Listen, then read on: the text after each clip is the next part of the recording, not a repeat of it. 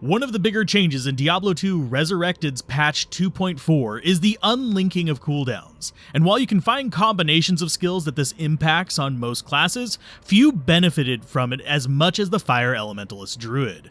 This is because, unlike most other caster builds, this build's skills all contain varying lengths of cooldowns, and they're often made earlier versions of it clunky to play at least, or downright frustrating at worst. So now that the build feels a bit more intuitive, let's take a look at it. First off, there's actually a few ways to approach this build. I personally prefer the more relaxed playstyle, so I tend to prefer the weapon swap method. But you can also do the high actions per minute approach that keeps more skills on the field and will kill slightly faster, but it requires a lot more active attention.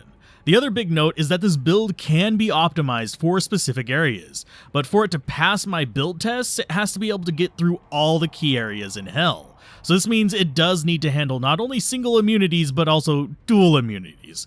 But if you're wanting just cows or even just specific level 85 areas, you can lean much more heavily into the resist penetration with fire, whereas here, I need to consider the physical damage as well thanks to specific potential dual immunes that are unskippable for the tests, and have unbreakable fire immunity. That out of the way, let's get the simple stuff done, starting with stats. As usual, there's two ways to approach these. If you're playing a more stand-off version of the build, I would recommend just getting enough strength and dexterity for your gear, and the rest into vitality, to maximize your durability against spells and such.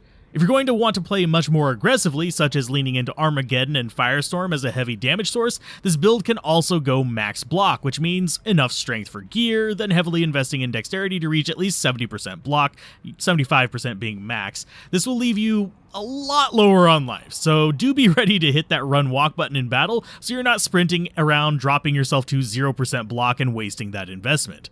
The difference being between these setups is negligible against random enemies, but you will find the more aggressive Fire Druid will be much quicker against bosses at a lower risk because you can get in there with Firestorm. Though thankfully, the skill differences between the aggressive and the ranged Fire Druid are relatively minor, with the main difference being Armageddon, which is somewhat hit or miss whenever it comes to the usefulness, depending on how good or bad your luck is. For both builds, I would absolutely look at the main fire line though of Firestorm, Molten Boulder, Fissure, and Volcano. Basically, on my left click, I keep two skills hotkeyed. First, Firestorm, which is your go-to boss killer for the build, basically due to the layering of multiple streams of decent damage per second, and being easily spammable with only a 0.6 second cooldown. Second, on my left click is Molten Boulder for the physical and fire combo, and usually the main one I keep up for dealing with trash mobs due to being more reliable at a range, especially with the much improved travel speed in 2.4. Whereas on the right click, I usually keep the two skills up most of the time as well, weirdly enough, with Fissure for a strong ranged area of effect that is my go-to in areas that don't have a ton of fire immunes, since it can just wreck most crowds and is especially useful in areas like Flayer Jungle and Cows, where you just have large groups of clumped enemies. And on the swap, I have Volcano, and it kind of takes the role of dealing with enemies in fire immune prone areas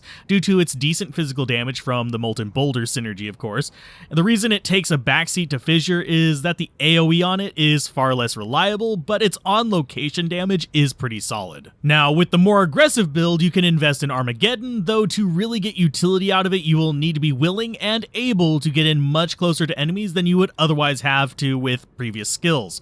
Personally, I put Armageddon as the lowest priority skill because it takes so many dead points for prerequisites for high but unreliable damage and really only provides a boost to Volcano, unlike the other Fire Druid skills that are heavily interlinked.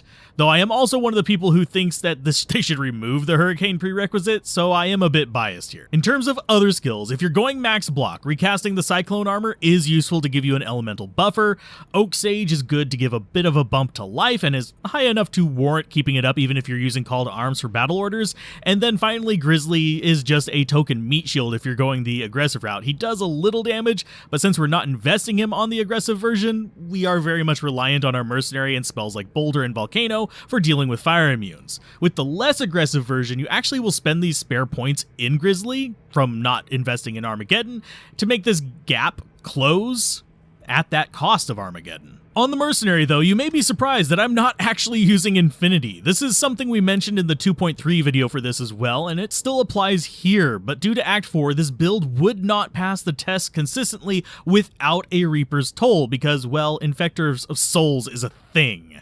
That said, if you're going to avoid these areas, then Infinity is more than good enough to break fire immunities in most other major areas, or if you're going the more budget version of this build, an Insight can actually be just fine in cows, or even through normal progression, though for normal progression you may have to restart certain areas if you're unlucky while using Insight. As far as our personal equipment, it should be fairly predictable. Mage Fist for plus fire skills and faster cast, not to mention a pinch of extra mana. Similarly, dual Stones of Jordans for plus skills and mana, and yes, even Arachnid's Mesh for, again, plus skills, mana, and a little bit of faster cast, which is just nice to have. I'm also using Enigma in this case for plus skills and teleport for repositioning, though for this build, things like Chains of Honor are going to be fine too, to square away your resist, since it's a much better build for trash mob clearing, to get runes and bases and stuff like that, rather than a build explicitly for farming targets for uniques and sets. On the helmet, we go with Raven Lore for plus skills, minus fire resist, and resist all for ourselves, though you could also do the new rune word Flickering Flame on the ladder for a similar effect for Neff, Pull, and Vex in a helmet,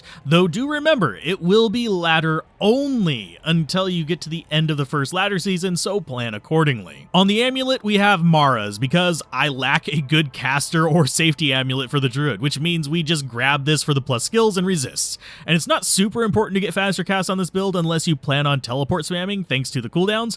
We just get it elsewhere because it's nice to have if going max block. And that said, if going max block, a safety amulet would definitely serve this build better. As far as boots, they can be whatever you want, so I just threw on War Travelers for a pinch of magic find. You can get mana, resists, whatever you want through a number of other boot options, so there's nothing you absolutely need to put in this slot, mainly just use it to cover your gaps. In terms of weapons though, I mentioned earlier I do the weapon swap method because I prefer playing more laid back and relaxed, which means I have a physical and a fire kind of oriented thing. So I have a fire swap with Firestorm and Fissure and a skill swap for Volcano and Molten Boulder.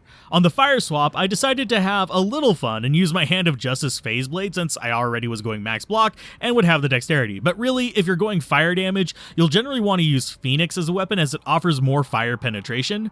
Either of these rune words can go into pretty much any weapon. I just happen to have these specific ones for other builds and I just reuse them here. I pair these with a Phoenix Shield for minus fire resistances, even more of those, and just some other nice mods, though admittedly the fire penetration swap is pretty expensive and doesn't really have a strong budget alternative. The skill swap, or the physical swap, however, does, thankfully, though we do use the more expensive setup here with Heart of the Oak for plus all skills, cast rate, and resist. It's perfectly fine to just double up on Spirit instead, both shield and weapon, since that gives you almost the same total plus skills, one less, though your resists do take a significant hit.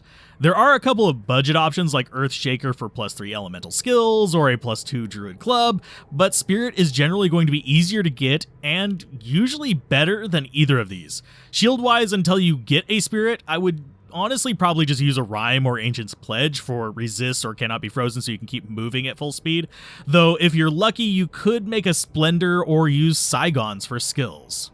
Overall, I like the build. It's not godly or broken or even remotely overpowered, but it is a fun, somewhat viable build, even in the more budget ranges, that you just don't see very often. The reason being is that it unfortunately does not quite grow as fast as other builds whenever you get to the high-end equipment, though I think with some tweaks to Volcano and Armageddon, we could see it potentially getting some recognition in future patches.